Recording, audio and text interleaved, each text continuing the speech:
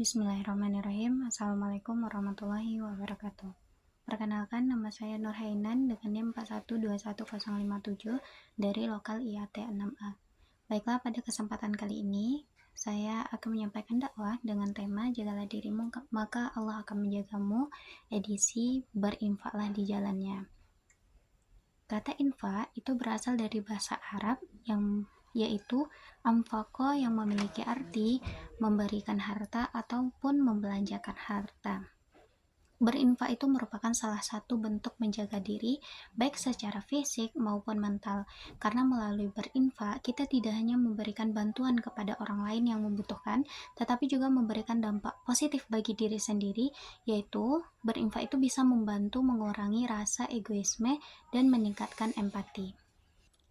Nah, salah satu ayat yang berbicara tentang infak dalam Al-Quran adalah Quran Surah Al-Baqarah ayat 195, yang mana bunyi ayatnya adalah A'udzubillahi minasyaitonirrajim, Bismillahirrahmanirrahim, wa anfiqu fi sabilillah, dan infakkanlah hartamu di jalan Allah, wala tulku biaidikum ila tahlukah, dan janganlah kamu menjerumuskan dirimu sendiri kepada kebinasaan. Wa ahsinu, dan berbuat baiklah, innallaha yuhibbul muhsinin, karena sesungguhnya Allah menyukai orang-orang yang berbuat baik. Melalui ayat ini, Allah menegur sebagian umat Islam yang tidak ikut berjihad dan mulai tampak enggan berinfak untuk biaya jihad. Mereka merasa bahwa Islam itu sudah cukup kuat dan banyak pengikutnya. Mereka ingin tinggal di rumah saja untuk mengurus keluarga dan harta benda. At-Tabari dengan sanad yang sahih berkata bahwa dahulu kaum Ansar itu bersedekah dan memberikan makan kepada orang lain hingga mereka tertimpa sannah atau kelaparan, dan kemudian mereka tidak lagi ingin mengeluarkan harta mereka. Maka Allah menurunkan ayat ini. Kemen RI dalam kitab tafsirnya menjelaskan bahwa penafsiran ayat di atas adalah infakkanlah hartamu di jalan Allah dengan menyalurkannya, seperti menyantuni fakir miskin, anak yatim, memberi beasiswa, membangun fasilitas seperti rumah sakit, masjid, jalan raya, perpustakaan, panti asuhan, rumah singgah, balai latihan kerja, dan lain sebagainya. Dan janganlah kamu jatuhkan diri sendiri ke dalam kebinasaan dengan tangan sendiri dengan melakukan tindakan seperti bunuh diri dan menyalurkan harta untuk berbuat maksiat. Tentu lebih tepat jika harta itu digunakan untuk kebaikan, karena Allah menyukai orang-orang yang berbuat baik. Ahmad Hasan dalam kitab tafsirnya juga menjelaskan bahwa maksud ayat di atas adalah hendaklah bersungguh-sungguh dan bersedia untuk mengeluarkan harta benda untuk berperang di jalan Allah atau berjihad di jalan Allah Subhanahu wa taala. Jika kita tidak melakukan itu, maka kita akan menerima kekalahan, dan kekalahan itu tidak disebabkan oleh orang lain melainkan oleh diri sendiri. Begitu pula dalam kitab Tafsir Al-Azhar, Hamka menjelaskan menurut penafsiran dari sahabat Rasulullah Huzaifah, tafsiran ayat di atas adalah janganlah kita menjatuhkan diri ke dalam kebinasaan. Artinya itu janganlah kita enggan untuk mengorbankan harta benda di jalan Allah Subhanahu wa taala.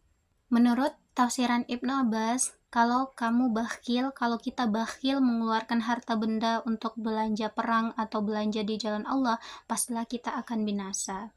Nah, dari penjelasan di atas dapat kita simpulkan bahwa ayat ini menegaskan pentingnya berinfak di jalan Allah dan juga menekankan untuk tidak menjerumuskan diri kita sendiri dalam tindakan yang dapat membawa kepada kebinasaan. Karena Allah menyukai orang-orang yang berbuat baik dan mengorbankan sebagian hartanya untuk kepentingan yang lebih besar.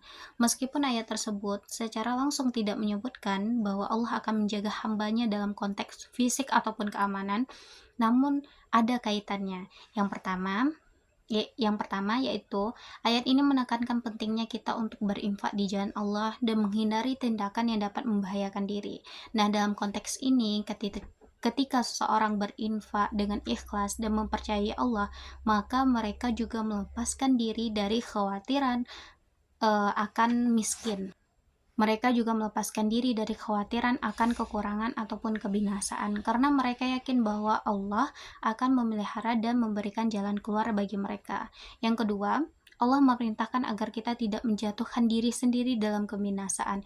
Ketika seseorang mematuhi perintah Allah ini dengan menjaga diri dari perbuatan dosa dan tindakan yang membahayakan, tentu ini menunjukkan kepercayaan mereka kepada Allah, bahwa Allah itu akan menjaga mereka dari akibat yang buruk.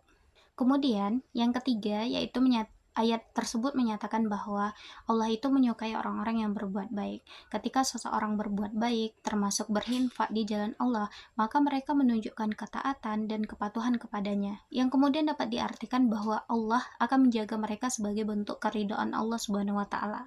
Dengan demikian, walaupun secara langsung tidak ada pernyataan dalam ayat tersebut yang menyatakan bahwa Allah akan menjaga hambanya secara fisik ataupun material, namun terdapat kaitan antara berinfak, menjaga diri, dan keyakinan bahwa Allah akan memberikan perlindungan dan bimbingan bagi hambanya yang taat.